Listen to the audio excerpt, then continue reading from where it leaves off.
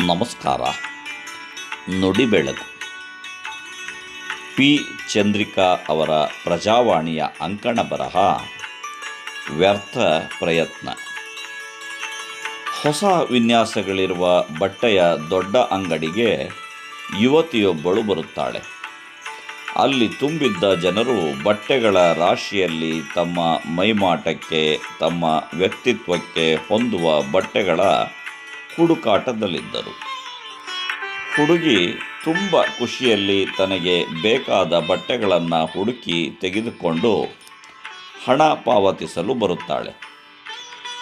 ಅಂಗಡಿ ಮಾಲೀಕನ ಹಿಂಭಾಗದಲ್ಲಿ ಗಾಜಿನ ಬೀರುವಿನಲ್ಲಿ ಅತ್ಯಂತ ಜತನದಿಂದ ಇಟ್ಟಿದ್ದ ಉಡುಪೊಂದು ಅವಳನ್ನು ಬಹಳ ಸೆಳೆಯುತ್ತದೆ.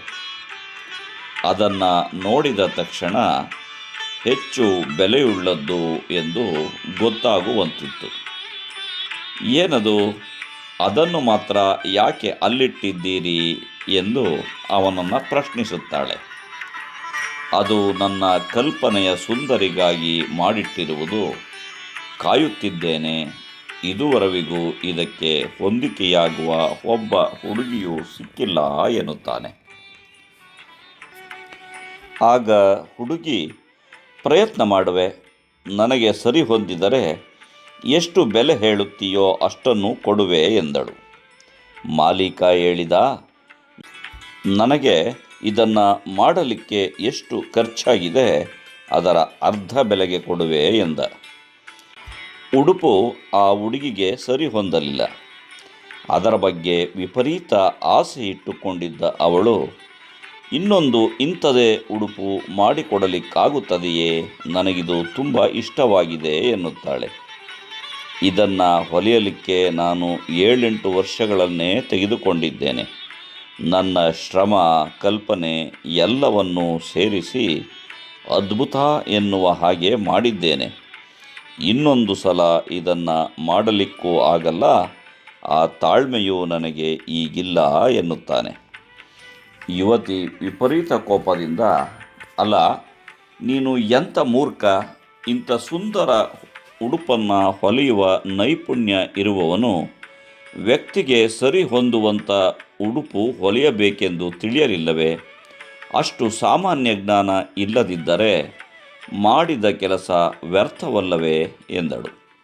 ಆಗ ಮಾಲೀಕ ಹೇಳಿದ, ನನಗೆ ಇದು ಗೊತ್ತಿಲ್ಲವೆಂದಲ್ಲ. ನನಗೆ ಸೃಷ್ಟಿಸುವ ಶಕ್ತಿ ಇದೆ. ಇಂಥ ಇನ್ನೊಂದು ಉಡುಪನ್ನು ಯಾರೂ ಸೃಷ್ಟಿಸಲಾರರು ಎನ್ನುವ ಹೆಮ್ಮೆಯೂ ಇದೆ. ನಾನು ನನ್ನ ಕೆಲಸ ಮಾಡಿ ಮುಗಿಸಿದ್ದೇನೆ.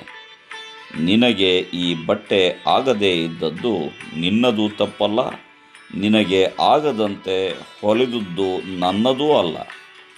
ಒಟ್ಟಿನಲ್ಲಿ ಇದು ಮತ್ತೆ ನನ್ನಲ್ಲೇ ಉಳಿಯಿತು ಎಂದು ಆ ಬಟ್ಟೆಯನ್ನು ಮತ್ತೆ ಒಳಗಿಟ್ಟ.